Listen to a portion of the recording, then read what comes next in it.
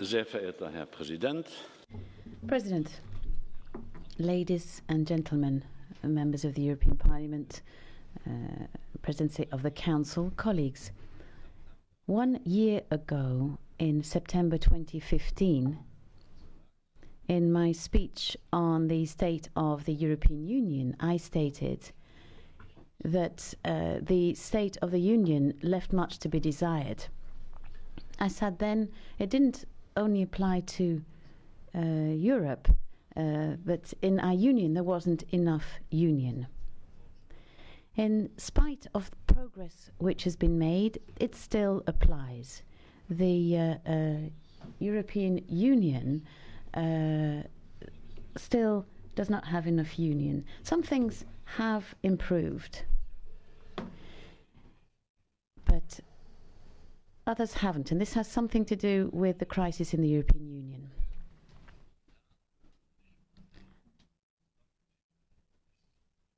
There are too many areas in which we spontaneously or unspontaneously can't meet.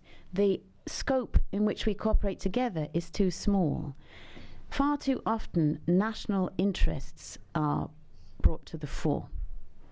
We shouldn't misunderstand this. European integration cannot be left or bow to the interests of the individual member states. Europe cannot become a melting pot, a colourless melting point. Europe lives and draws from its diversity. Although it's often stated that this is the case, the Commission does not intend to get rid of the nation states. We don't destroy, we don't want to undermine, we want to construct. We want a better Europe. Europe is not going down the path of nationalization. It can never become that type of nationalized area. But there are splits out there, and often fragmentation exists where we need further effort from the Union. And that is leaving scope for galloping populism. And we cannot accept that, because populism does not solve problems. On the contrary, populism creates problems, and we have to be aware of that and protect ourselves against it.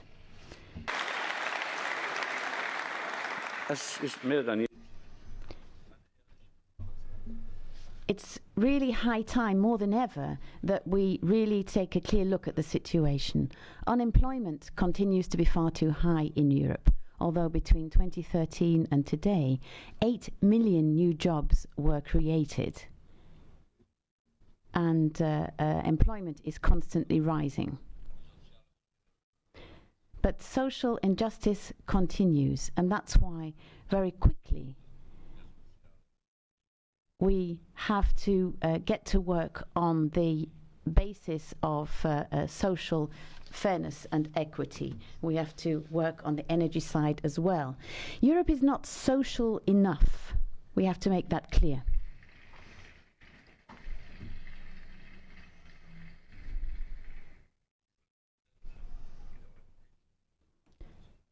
Debt in Europe continues also to be at too high a level, despite the fact that we have seen a drop of deficit rates down to 1.9 from 6.2. And so we don't want to see a flexibility pact. I think we need to show intelligent flexibility in applying all of this so that we don't break or hinder growth. I think we also need to look into the eyes of those who are observing us from afar, our friends and partners worldwide, who all deeply regret Brexit, and they are wondering whether Brexit is the beginning of the breakdown and disintegration process for the European Union. Allow me to state here and today that we respect and at the same time regret the UK decision, but the European Union as such is not at risk.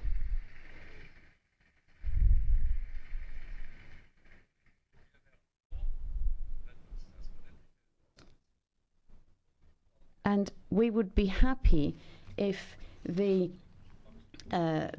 request for Brexit could happen as quickly as possible so that we can take the specific steps which need to be taken. And so that our relations with the UK, which must remain on a friendly basis, can take a new shape. And that means that only those can have unlimited access to the internal market who accept that there will be free access for persons and goods. There can be no à la carte access to the single market.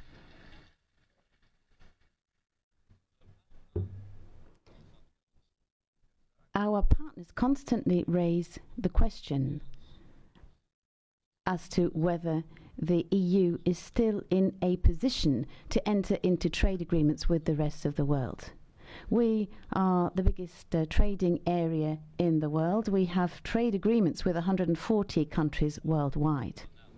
I'm not a blind fanatic on this, but I do believe that we cannot leave aside the impact of all of this on trade, and trade means more work. Trade means more jobs. 30 million jobs in Europe are dependent on exports. 1 in every 7 jobs in Europe depends on our exports to other parts of the world. 1 billion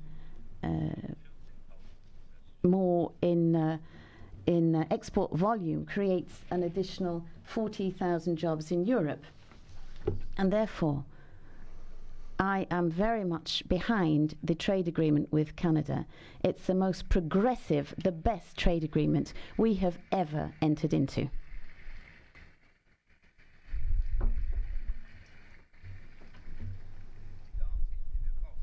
The guarantees that we need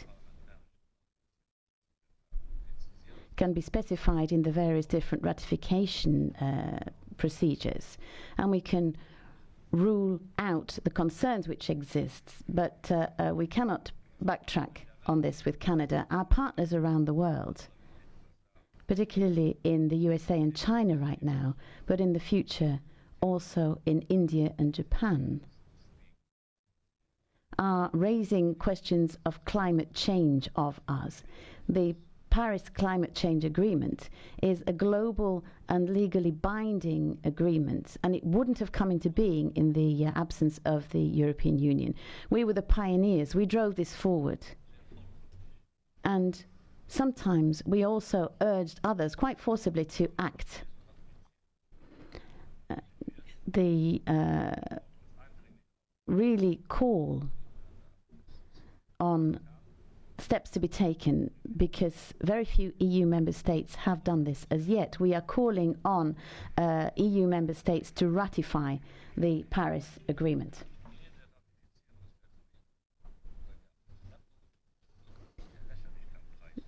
Basically, dragging our feet on ratification undermines our international credibility. It makes us look ridiculous. And basically, our links amongst ourselves, our interactions depend on this. We're not the United States of Europe. The speech I am making today cannot be compared in any way with the State of the Union by the US President. We are much more diverse in Europe and stronger, and that's why it's hard to understand for some people. But the history, the bad history of Europe, made us this way.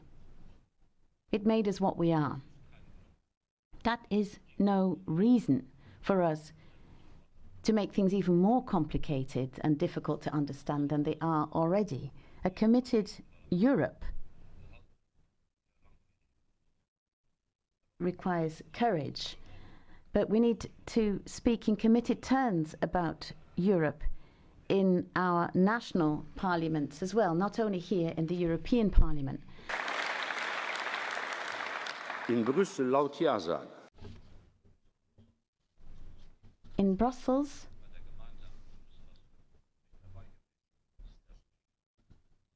if we pretend that we weren't in there when joint decisions were taken, I think we'll be running counter to all logic and coherence. The citizens of Europe cannot be fooled any longer. We have to look them straight in the eyes. People in Europe don't want this petty envy between the various different institutions. The people expect of Europe that they see clear results, and the results which should be implemented in due time. Colleagues, I'm therefore Kære kolleger, derfor foreslår jeg en positiv dagsorden over europæiske aktioner i de næste 12 måneder. Det er fordi, jeg mener, at de næste 12 måneder er meget vigtige, hvis vi ønsker at genskabe vores union, hvis vi ønsker at hele bruddet mellem øst og vest, som er åbnet i de seneste måneder.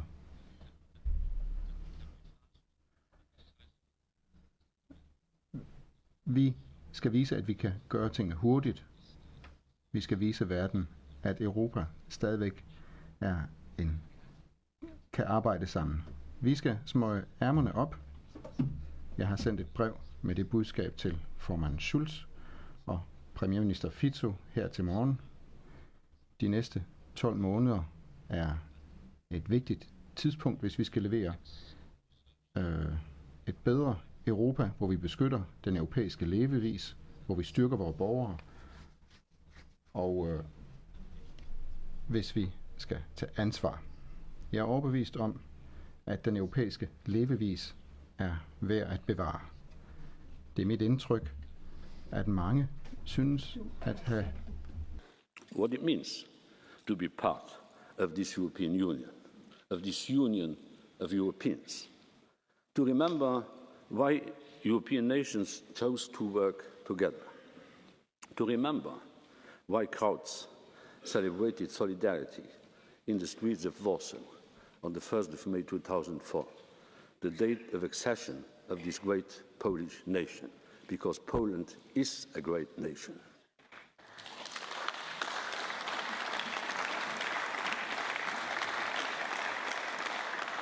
To remember why the European flag waved proudly in Lisboa or Porto, Madrid and Sevilla, welcoming the young democracies of Spain and Portugal in our sphere of solidarity and freedom. To remember that Europe is a driving force that can help bring about unification of Cyprus, something I am supporting the two leaders of Cyprus in. It has to be done, and it has to be done now.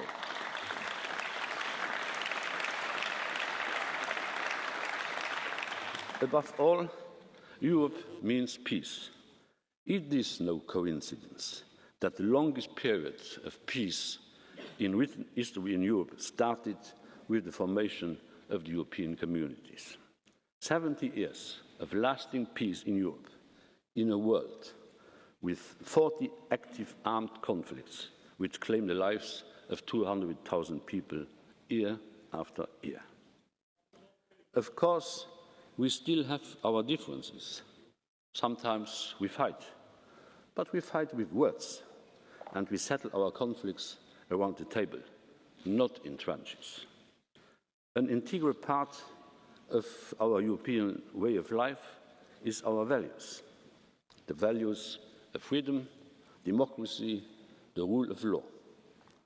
We Europeans can never accept, never, Polish workers being harassed, beaten up or even murdered in the streets of Essex.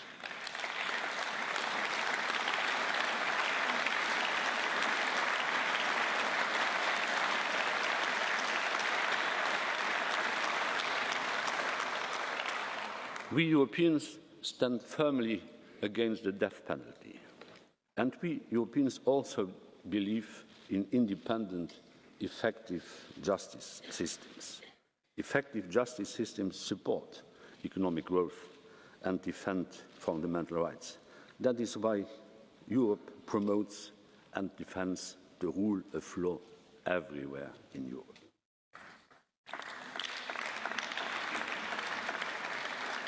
Being European means the right to have your personal data protected by strong European laws. Because Europeans do not like drones overhead recording their every move, or companies stockpiling their every mouse click. This is why Parliament, Council and Commission agreed in May this year a common European data protection. In Europe, privacy matters.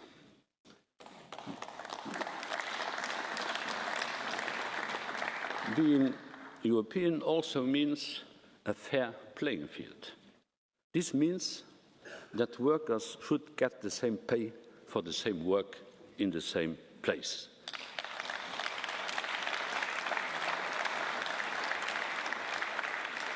And this is why the Commission stands behind our proposal on the Posting Workers Directive.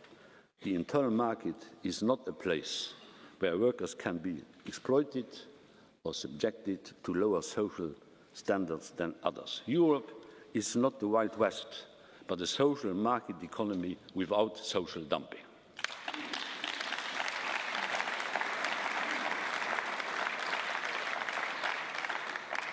A fair playing field also means that in Europe, consumers are protected against cartels and abuses by powerful companies, and that every company, no matter how big or small, has to pay its taxes where it makes its profits.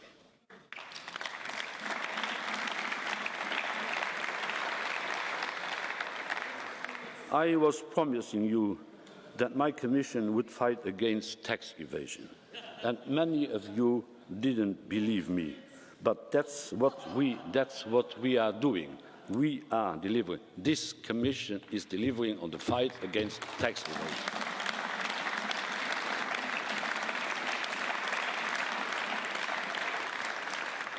Being European also means standing up for our steel industry. We already have 37 anti-dumping and anti-subsidy measures in place to protect our steel industry from unfair competition. But we need to do more, as overproduction in some parts of the world is putting European producers out of business and the noble European steelworkers out of work. This is why I was in China twice this year to address the issue of overcapacity. This is also why the Commission has proposed to change the lesser duty rule. We call on all Member States and on this Parliament to support the Commission in strengthening our defence instruments. We should not be naive free traders, but be able to respond as forcefully to dumping as the United States of America are doing. A strong part of the European way of life I want to preserve is our agricultural sector. The Commission will always stand by our farmers, particularly when they go through difficult moments, as is the case today. Last year, the dairy sector was hit with a ban imposed by Russia. This is why the Commission mobilised €1 billion in support of milk farmers to help them back on their feet, because I will not accept that milk is cheaper than water.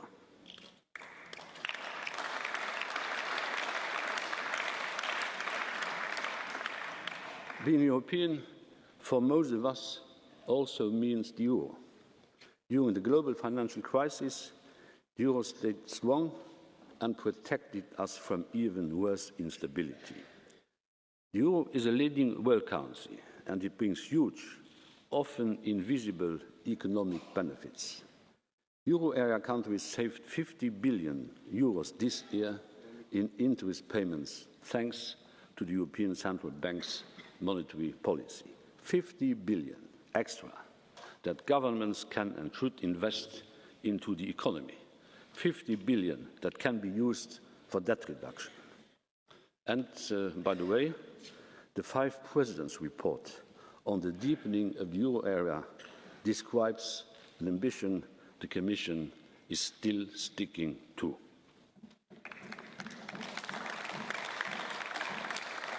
I wish all this was recalled more often, everywhere in Europe where elected politicians take the floor. The European Union should not only preserve our European way of life, but empower those living it. We need to work for a Europe that empowers our citizens and our economy. And today, both have gone digital. Digital technologies and digital communications are going into every aspect of life. All they require is access to high-speed internet. We need to be connected. Our economy needs it. People need it. And we have to invest in that connectivity now. That is why today the Commission is proposing a reform for our European telecommunication markets. We want to create a new legal framework that attracts and enables investments in connectivity. Businesses should be able to plan their investments in Europe for the next 20 years. Because if Europeans invest in new networks and services, that is at least 1.3 million new jobs over the next decade. And connectivity should benefit everyone. That is why the Commission is proposing a fully deployed 5G across the European Union by 2025. This has the potential to create a further 2 million jobs in the European Union.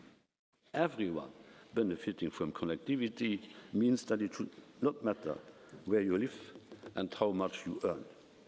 So we propose today to equip every European village and every city with free wireless internet access around the main centres of public life by 2020. As the world goes digital, we have also to empower our artists and creators and protect their works. Artists and creators are our crown jewels. The creation of content is not a hobby, it is a profession. I want journalists, publishers, authors to be paid fairly for their work, whether it is made in studios or living rooms, whether it is disseminated offline or online, whether it is published via a copying machine or hyperlinked on the web. The overhaul of Europe's copyright rules we are proposing today does exactly that.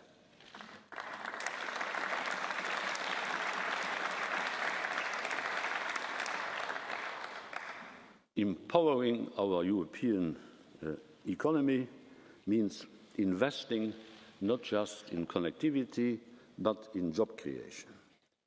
The 350 billion investment plan for Europe, which we agreed here, has already raised 160 billion in investments in its first year of operation. Over 200,000 small firms and start-ups across Europe got loans, thanks to the European Fund for Strategic Investments. And now we'll take it further. Today, we propose to double the duration of the fund and to double its financial capacity. With your support, we'll make sure that our European Investment Fund will provide a total of at least 500 billion, half a trillion of investments by 2020. And we will work beyond that to reach 630 billion by 2022. Of course, with member states contributing, we can get there even faster. Along these efforts to attract private investments, we also need to create the right environment to invest in. European banks are in a much better shape than 2 years ago, thanks to our joint European efforts. Europe needs its banks.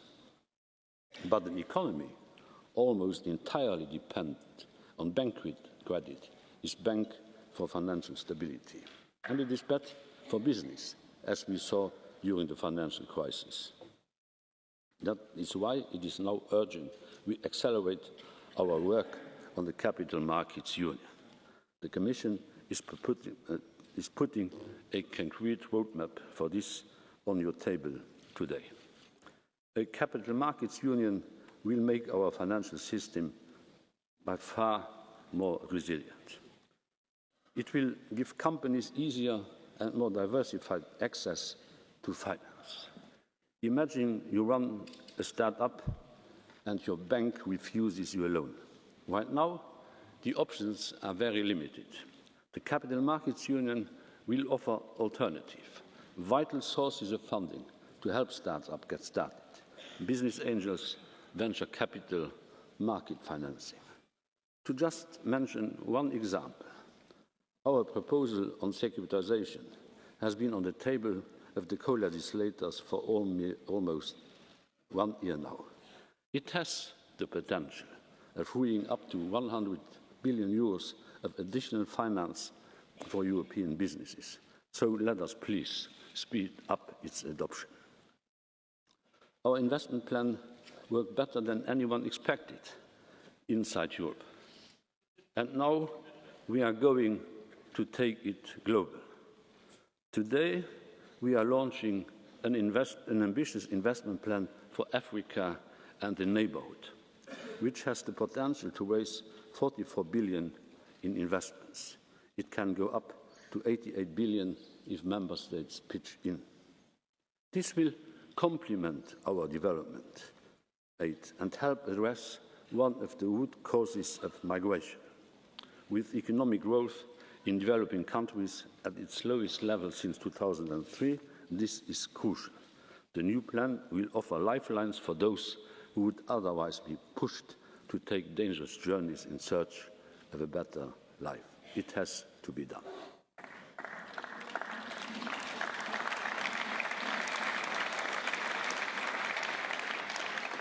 As much as we invest in improving conditions abroad, we also need to invest in responding to humanitarian crisis back home. And more than anything, we need to invest in our young people. I cannot and will not accept that Europe is and remains the continent of youth unemployment. I cannot and will not accept that millennials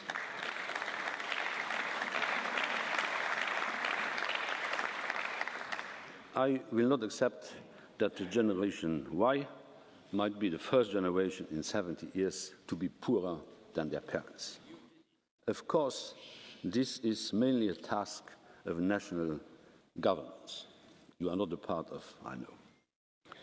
But the European Union can support this effort and their efforts. We are doing this with the European Youth Guarantee that was launched 3 years ago. The Commission enhanced the effectiveness and sped up delivery on the Youth Guarantee. More than 9 million young people who got a job, traineeship or apprenticeship because of the European Union. And we will continue to roll out the Youth Guarantee across Europe, mainly as far as apprentices are concerned, improving the skill set of Europeans and reaching out to the regions and young people most in need. The European Union can also contribute to helping create opportunities for young people. There are many young, socially minded young people in Europe willing to make a meaningful contribution to society and help show solidarity. The word solidarity appears 16 times in the treaties. Our European budget is a living proof of financial solidarity. Euro is an expression of solidarity, and our development policy is a strong external sign of solidarity. And when it comes to managing the refugee crisis, we have started to see solidarity. I'm convinced much more solidarity is needed. But I also know that solidarity must be voluntary. It must come from the heart. It cannot be forced. It cannot be imposed. I'm urging the Slovak presidency to bridge the divergences and differences between those who are reluctant to integrate refugees in their societies and those who are convinced, as I am, that a fair share in relocation and resettlement is of the essence.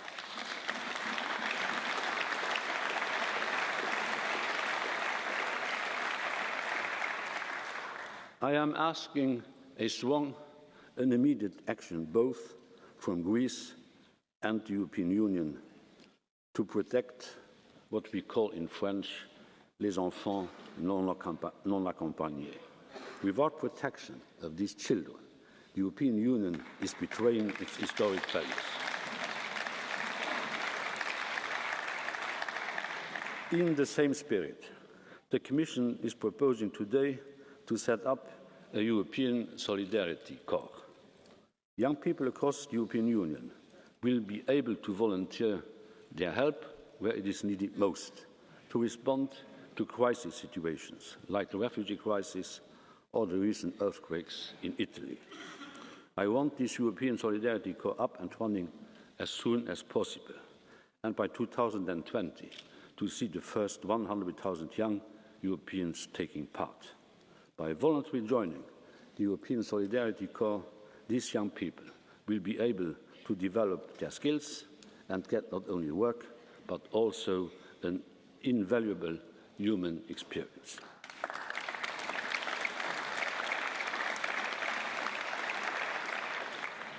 Monsieur le Président.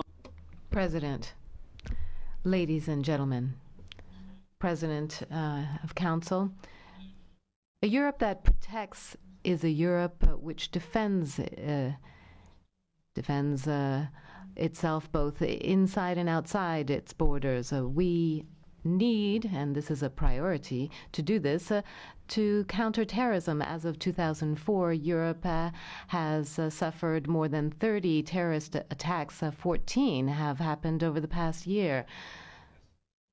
We've all maintained solidarity throughout our suffering and mourning. We must take a collective approach to this. We must be truthful and faithful to ourselves, to our values, to our multicultural, open society. We need to show terrorists that they have no chance when they try to attack these values. This tolerance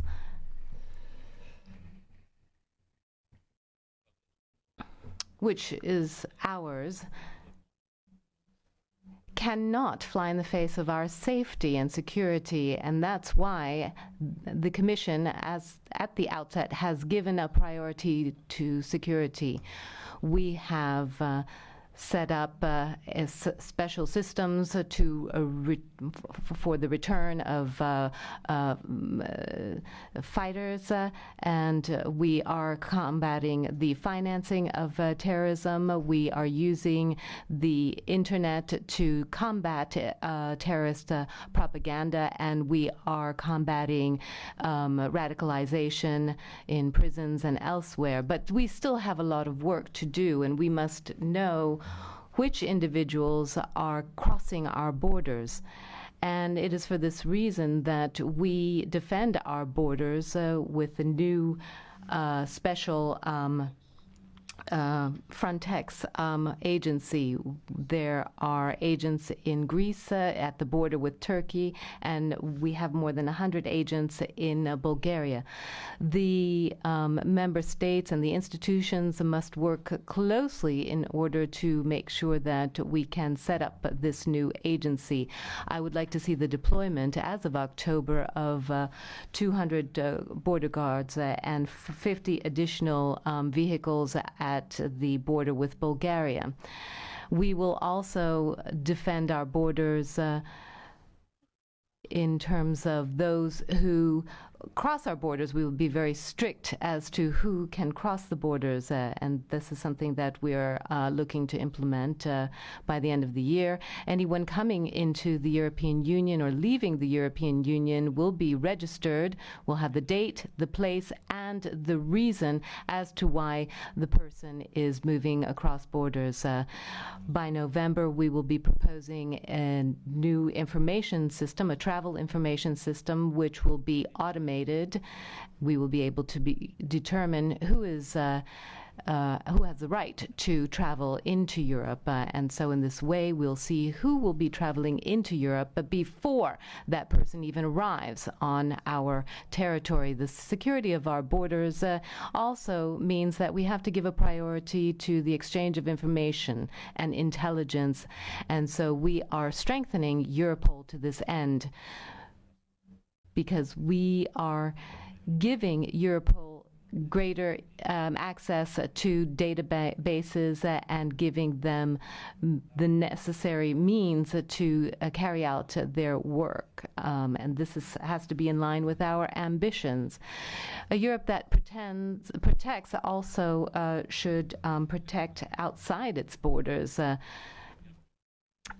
The world is getting bigger every day, and Europe is getting smaller every day, demographically and economically. If we wish to maintain our influence in the world, it is obvious that we have to work together, and it is together that we will be able to face challenges. If Europe is proud of being a soft power, we have to admit that this is not sufficient in a world that is ever more dangerous. Let's look at the conflict in Syria as an example. The consequences for Europe of this conflict are immediate, but where is the Union? Where are the member states in the negotiations to try to solve this conflict?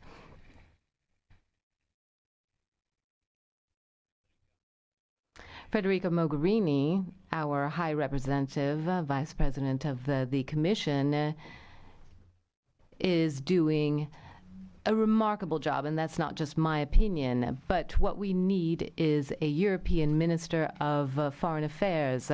This is something that should be similar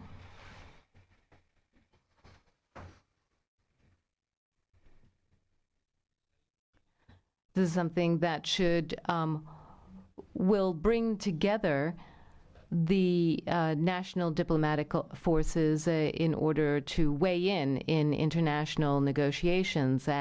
And this is why I'm asking for us to draw up a European strategy for Syria. Federica should have a seat at the negotiating table on the future of Syria. Europe, ladies and gentlemen, should be stronger, should take a stronger point of view in terms of our defense. We can no longer depend on the singular power of individual member states. Together, we have to make sure that we protect our interests. Over the past 10 years, we have participated in more than 30 military and civil missions carried out by the European Union. But we don't have a permanent structure, and without that, we're not able to work efficiently. We must have a European headquarters.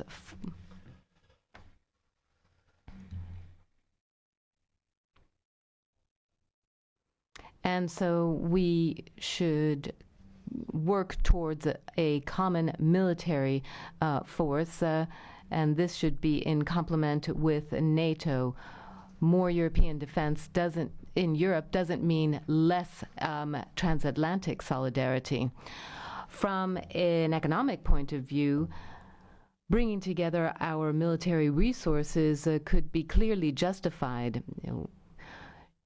We can use cooperation, and that is something which is very useful, because the lack of cooperation is something which is costing the European Union 20 to 100 billion a year. So we must do something in this area.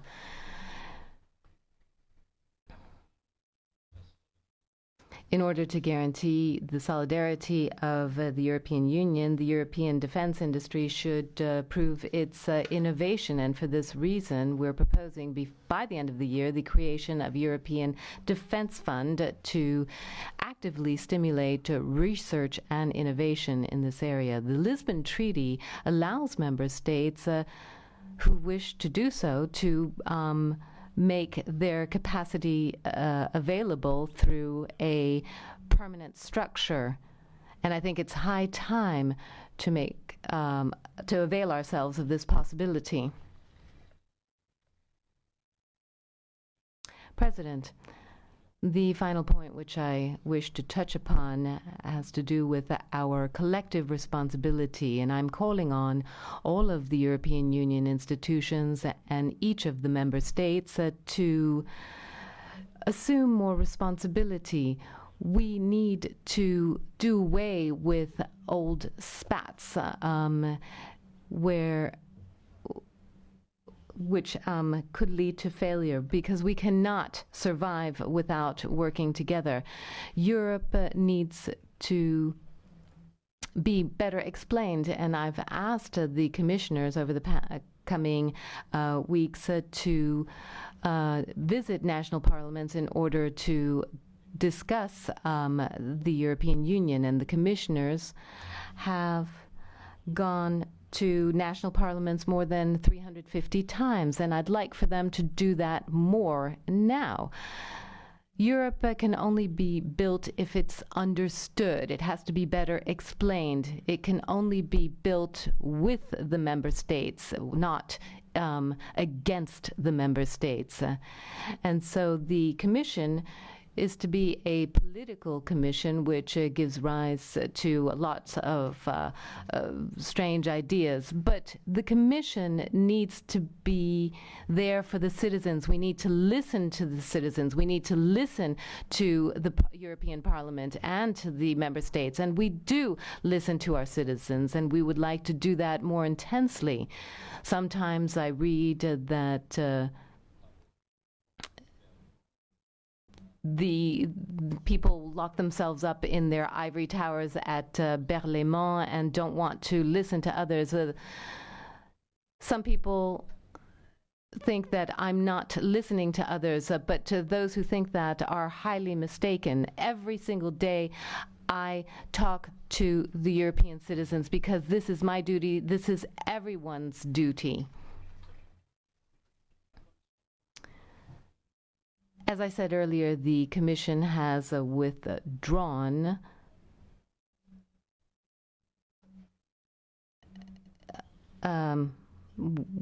we have reduced the number of initiatives by 80%, and we are reviewing all of the legislation in effect, because we need to focus on the areas in which Europe can give us a true added value. And this is the only way in which we can make Europe a space of subsidiarity and solidarity.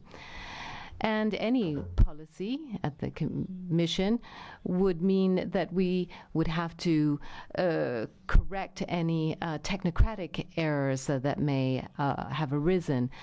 The Commission has done away with roaming charges for cell phones, and that's why we have done away with the roaming charges, and this is something that happened in the summer. And there were very good intentions behind doing away with the roaming charges. It was very good in terms of the technicalities, and as of next week, you will see a new draft which is improved. When you travel in Europe with your mobile phone, you will be able to feel at home anywhere in Europe, thanks to these new roaming rules. Being responsible means that we have to take responsibility for our actions vis-a-vis our citizens, and that's why I would like to change this absurd rule that we have, whereby commissioners who stand for election have to give up their posts. The commissioners should not have to do this because this is not a rule that applies elsewhere. We must encourage the commissioners to be to live up to democracy and and our voting rights in Europe. And so, President, I'm as young as the European project, which is celebrating 60 years next year in March, maybe a little bit older. So I've experienced all of this. I've lived through this project, and I've dedicated my entire life to this. I've done this from personal conviction, and I have not hesitated. I believe in Europe and the stability in the continent and work and social progress. My father believed in this as well, and he knew how precious Europe was and how fragile it was because he had to live through the war. He had to fight in the war against his own will and against the will of his country. And my father instilled in me these values. And what are we instilling in terms of values to our children? What is the heritage? Are we giving them? Is this a union that has forgotten its past, that has no vision for the future? Ladies and gentlemen, our children deserve better. They deserve a Europe which preserves their way of life, which champions that way of life and protects it. And so it's high time for us, the citizens and the institutions, the governments, to all take their responsibility to build that Europe and to build it together. Yes, I know that there are certain debates when we talk about the future of Europe. There are some Pollyanna optimists, and then there are the pessimists who counter everything. But I think that that Europe has a mission at home and in the world. But you have the pessimism, which only looks at the faults, and then you have the rosy view. Between that, you have the resolve of those who will not give up, who will work in the spirit of creating something for future generations. And that is the resolve of those who came before us. And I'm calling on us to have resolve so that we can get over our differences. The history will not remember our names. We will be remembered by the force of our resolve and our convictions. And so this needs to be integrated. History will not remember us. History will remember our mistakes and will make us responsible for what we do in this generation. Thank you.